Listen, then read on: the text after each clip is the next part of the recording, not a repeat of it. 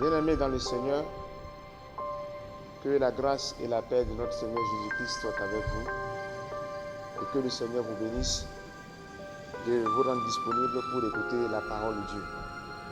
Alors, ce matin, en ce jour qui commémore la naissance, ou je dirais le salut du peuple d'Israël qui vécut pendant de nombreuses années en Égypte, le Seigneur, à travers sa parole, agit afin de libérer ce peuple. En ce jour où nous commémorons la Pâque, je voudrais que nous écoutions la parole du Seigneur. Nous prions d'abord avant d'écouter la parole. Père, nous te bénissons, nous te disons merci pour cette parole que tu nous envoies, qu'elle puisse apporter la grâce, la paix et la joie dans le cœur des uns et des autres, et qu'à travers ce message, tu fortifies ton Église dans le nom puissant de Jésus de Nazareth. Amen. Je nous propose comme message ce matin, dans Exode chapitre 12, le verset 11, qui nous dit ceci. Quand vous le mangerez, vous aurez vos reins sains, vos souliers aux pieds et votre bâton à la main. Et vous le mangerez à la hâte. C'est la Pâque de l'Éternel. Et également dans 1 Corinthiens chapitre 5 du verset 7 au verset 8 de Louis II, la Bible dit ce qui suit. Faites disparaître le vieux levain afin que vous soyez une pâte nouvelle. Puisque vous êtes sans levain, car Christ, notre Pâque, a été immolé. Célébrons donc la fête non avec du vieux levain, non avec un levain de malice et de méchanceté, mais avec des pains sans levain, de la pureté et de la vérité. Bien-aimés dans le Seigneur, loin d'être une fête mondaine, la Pâque se veut être uniquement chrétienne et destinée à ceux qui sont sauvés par le sang de l'agneau immolé, à savoir Christ qui ôte le péché du monde et délivre de la servitude du diable. Nombreux sont ceux dont les biens fondés de la célébration de la Pâque est mal comprise. Mais nous comprenons que la Pâque est une fête à l'honneur de l'Éternel. Je nous propose donc comme thème de ce message, Christ, notre Pâque. Christ, notre Pâque. Et dans ce message, nous allons essayer de tirer les biens fondés donc, de cette fête qui marquait donc la délivrance du peuple d'Israël qui fut esclave pendant de nombreuses années dans le pays d'Égypte. Et dans ce passage, nous allons énumérer donc les raisons pour lesquelles le chrétien doit célébrer la Pâque. Alléluia. Le chrétien doit célébrer, doit vivre la Pâque comme un signe annonciateur de la promesse que le Seigneur réserve à tous ceux qui lui appartiennent. Pourquoi devons-nous célébrer donc la Pâque? La première raison, Christ est l'agneau de Dieu qui ôte le péché du monde. Et dans Jean chapitre 1, le verset 26 au verset 29, Jean le baptiseur pouvait dire, « Moi je baptise d'eau, mais au milieu de vous, il y a quelqu'un que vous ne connaissez pas, qui vient après moi. Je ne suis pas digne d'élier la courroie de ses souliers. » Ces choses se passèrent à Béthanie, au-delà du Jourdain, où Jean baptisait. Le lendemain, il vit Jésus venant à lui et il dit, « Voici l'agneau de Dieu qui ôte le péché du monde. » Alléluia. Aucune action humaine ne pouvait délivrer l'homme donc de la servitude du diable. Il est l'agneau de Dieu qui ôte le péché du monde. Et la Pâque trouve son origine dans l'Ancien Testament, comme nous l'avons lu tout à l'heure, lorsque le peuple d'Israël a crié à l'Éternel, après de nombreuses années de servitude, Dieu va susciter Moïse. Et à travers Moïse, Dieu va faire des prodiges. Dieu va frapper donc le pays de 10 plaies. Notamment les 9 premières plaies n'ont pas pu donc convaincre Pharaon d'abandonner et de libérer ce peuple. Mais lorsque Dieu décida de frapper les premiers-nés en Égypte, Pharaon, face à ce fléau, va laisser partir le peuple. Et en ce jour, le peuple avait observé les recommandations de Dieu en tuant un agneau et en mettant le sang sur les linteaux des portes. au point que lorsque l'exterminateur venait, il enjambait la maison des Israélites et il frappait donc celle des Égyptiens.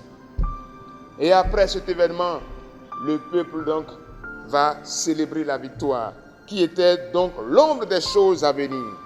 Voici donc celui que Dieu lui-même a destiné à se sacrifier comme un agneau pour enlever le péché du monde. Donc Christ a été destiné pour nous délivrer du péché, qui séparait l'homme de son Créateur et qui le conduisait directement à l'enfer. Que le nom de Jésus-Christ soit glorifié. Quel amour! Deuxième raison pour laquelle nous devons célébrer la Pâque, bien-aimés, avec joie, c'est que Christ nous a rachetés de la malédiction de la loi. Et dans Galates 3, le verset 13 au verset 14, dans la version Parole vivante, la Bible nous dit: mais à présent, le Christ nous a affranchis de l'esclavage du régime légal. Il a payé cher notre liberté, car il a pris sur lui la malédiction divine. En effet, n'est-il pas écrit: maudit soit quiconque est pendu au gibier? Il l'a fait pour que la bénédiction d'Abraham s'étend à tous les peuples qui entrent donc en communion avec lui. C'est donc bien par la foi que nous recevons le don de l'Esprit promis par Dieu. Christ nous a libérés de la malédiction prévue pour tous les impies. Christ nous a délivrés de la malédiction réservée à ceux qui étaient en désaccord avec le Seigneur. Il a porté nos malédictions et nous a donné sa bénédiction qui nous donne accès auprès de Dieu. Quelle merveilleuse nouvelle d'être sauvés par le sang de Jésus-Christ qui nous délivre de la malédiction. Une raison supplémentaire pour laquelle nous devons célébrer la Pâque, bien-aimés dans le Seigneur, c'est que Christ a effacé notre acte de condamnation. Il a effacé notre acte de condamnation.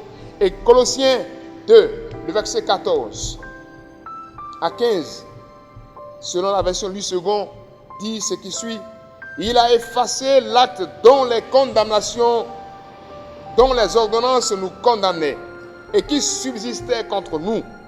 Et il l'a détruit en le clouant à la croix. Il a dépouillé les dominations et les autorités. Et il les a livrées publiquement en spectacle en triomphant d'elles par la croix. Par la croix, Jésus-Christ nous a libérés. Jésus-Christ nous a affranchis, bien-aimés dans le Seigneur. Jésus-Christ nous a sauvés de la condamnation.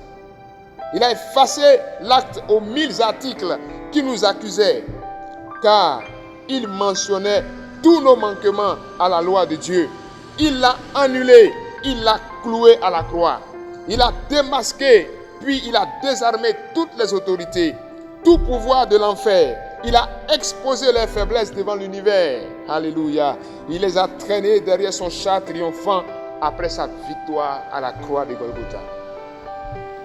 C'est comme quelqu'un qui est condamné, se trouvant donc au banc des accusés, devant répondre devant le juré, et un avocat qui se présente et commence à montrer combien de fois il était coupable.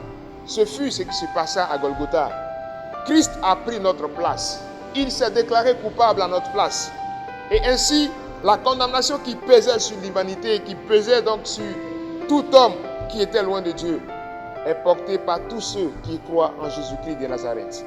Et c'est pourquoi je voudrais te dire, tu as fait le meilleur choix, mon frère, d'accepter le Seigneur Jésus, qui s'est livré lui-même à la croix de Golgotha pour toi.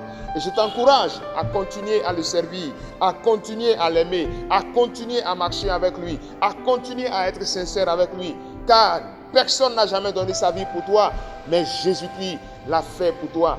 Jésus-Christ t'a tellement aimé, Jésus-Christ t'a tellement aimé qu'il a donné sa vie pour toi. Il a pris ta place. Quel merveilleux amour. Que le nom de l'Éternel soit béni. Et je voudrais nous encourager, bien-aimés, à vivre cette Pâque comme un rappel de l'œuvre salvatrice que le Seigneur Jésus a accomplie pour nous. Christ, notre avocat, a abrogé la décision de justice qui nous condamnait à l'enfer. Il a abrogé la décision de justice. Et il nous a destinés à une place dans le paradis, le royaume des cieux. Quelle bonne nouvelle. quelqu'un qui était destiné à aller croupir en prison,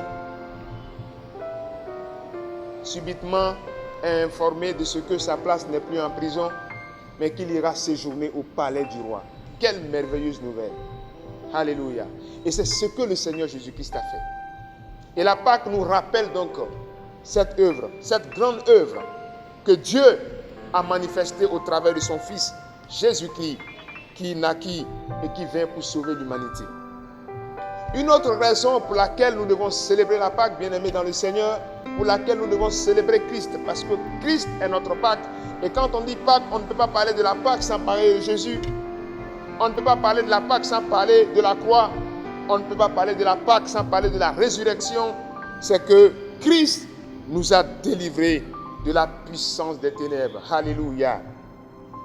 Vous savez ce que traverse l'humanité actuellement? Tous les hommes les plus puissants, les pays les plus nantis, les pays les plus équipés avec toute la technologie de médecine, jamais atteints dans ce monde, ont été frappés par ce fléau. Mais laissez-moi vous dire que le Seigneur maîtrise encore la situation. Nous, les enfants de Dieu, nous subsisterons au nom de Jésus-Christ. Nous remporterons la victoire. Le coronavirus n'aura pas de victoire sur toi, mon frère, car tu es sauvé, tu es un être spirituel. Christ nous a délivrés de cette puissance. Colossiens 1, le verset 12 au verset 13, nous dit: rendez grâce au Père qui vous rend capable d'avoir part à l'héritage des saints dans la lumière, qui nous a délivrés de la puissance des ténèbres et nous a transportés dans le royaume du Fils de son amour, en qui nous avons la rédemption et la rémission des péchés. Il nous a délivrés de la puissance des ténèbres. Et la version parole vivante nous clarifie un peu le contenu de ce verset en disant: plein de joie, vous remercierez le Père qui vous a accordé le privilège d'avoir part à l'héritage qu'il réserve aux chrétiens vivants. Et c'est là que je voudrais en venir. Aux chrétiens vivants. Ne soyons pas des chrétiens de nom, mais soyons des chrétiens vivants. Dans la lumière, il nous a délivrés du pouvoir des ténèbres et nous a transférés dans l'éternel royaume du Fils de son amour. Étant unis à lui, nous sommes rachetés de notre servitude. Nous sommes rachetés. Nous étions des esclaves. Nous recevons ainsi le pardon des péchés. Bien-aimés, vous n'avez rien à craindre. L'Éternel se charge de votre sécurité. Observez les mesures d'urgence très importantes. Observez les recommandations qui nous aident à éviter la propagation du mal. Mais je voudrais vous dire, le meilleur remède, c'est Christ. En Christ, vous avez la victoire. En Christ, vous êtes sauvés. En Christ, vous ne traversez pas le même fléau que traverse le monde, car vous êtes des êtres surnaturels. Et le Seigneur veille sur vous. Et le Seigneur vous garde. Ce fléau ne visitera pas ta maison au nom de Jésus. Car Christ est ton sauveur. Dans ce monde ici-bas, nous n'avons rien à craindre de toutes les manigances du diable, car Dieu nous a affranchis de tout cela. Nous avons désormais en Christ la rédemption et la rémission des péchés. Bien-aimé, sois sans crainte. Le Seigneur se charge de ta sécurité. Le Seigneur se charge de ta santé. Le Seigneur se charge de ta vie. Car si nous vivons, ce n'est plus nous qui vivons, c'est le Christ qui vit en nous. Il y a tellement d'éléments qui nous permettent qui sont des raisons assez suffisantes pour que le chrétien puisse célébrer Christ et vivre la Pâque au quotidien. Mais je vais finir par cette cinquième raison. Il y en a tellement, mais je voudrais m'en arrêter là, pour cette cinquième raison. Marc chapitre 16, du verset 5 au verset 6, Christ a vaincu la mort. Ça, c'est la plus grande des nouvelles. Il a vaincu la mort. Alors, au verset 5, la Bible nous dit: elles entrèrent dans le sépulcre, virent un jeune homme assis à droite, vêtu d'une robe blanche, et elles furent épouvantées. Il leur dit: ne vous épouvantez pas, vous cherchez Jésus de Nazareth, qui a été crucifié. Il est ressuscité. Il n'est point ici. Voici le lieu où on l'avait mis. Alors ces disciples de Jésus allaient donc, au tombeau pour aller embaumer le corps de Jésus avec des aromates, quand ils se sont rendus compte que cette vérité que Jésus leur avait laissée, de ce que le Fils de l'homme, 3 jours après, serait ressuscité, elles ont eu l'occasion de vivre cet événement. Et cela nous rappelle que nous aussi, en tant que chrétiens, nous avons la victoire sur la mort. Alléluia. Nous avons la victoire sur la mort. Frères et sœurs, c'est là la plus grande nouvelle. Tu n'es pas destiné à la mort, mais tu as la vie éternelle par Jésus-Christ de Nazareth. Il est ressuscité. Il n'est point ici. Et 1 Corinthiens, du verset 15 au verset 1 Corinthiens chapitre 15, le verset 54 nous dit: la mort a été engloutie dans la victoire. Alléluia. La mort a été engloutie dans la victoire. Bien-aimé, je voudrais que tu vives cette Pâque autrement aujourd'hui. Tu as été sauvé de la servitude du péché. Tu as été sauvé de l'enfer, de l'étang de feu que Dieu a réservé pour les impies. Mais aujourd'hui, par la grâce que Dieu t'a donnée de le recevoir, tu n'as pas à l'héritage de Dieu.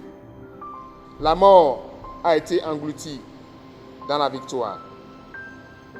Christ est ressuscité signifie aussi que le chrétien est ressuscité. Car si nous vivons, ce n'est plus nous qui vivons, mais c'est le Christ qui vit en nous. Cela signifie de même que nous avons la vie éternelle en Jésus-Christ.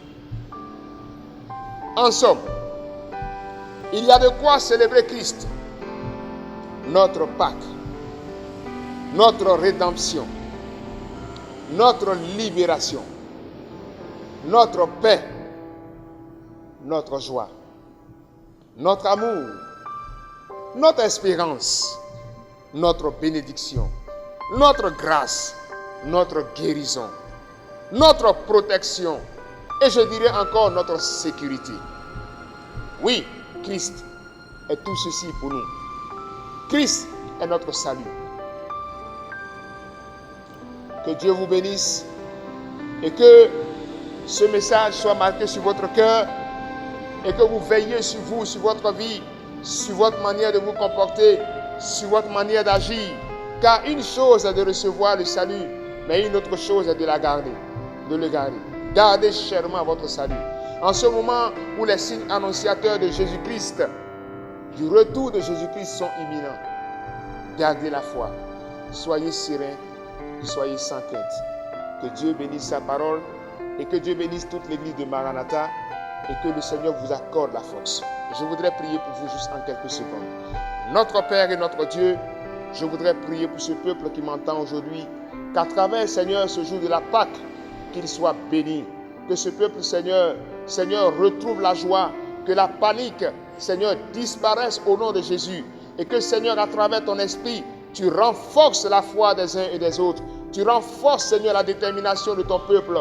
Que nul ne se perd, mais que tous gardent la foi. Que le Saint-Esprit soutienne chacun de nous.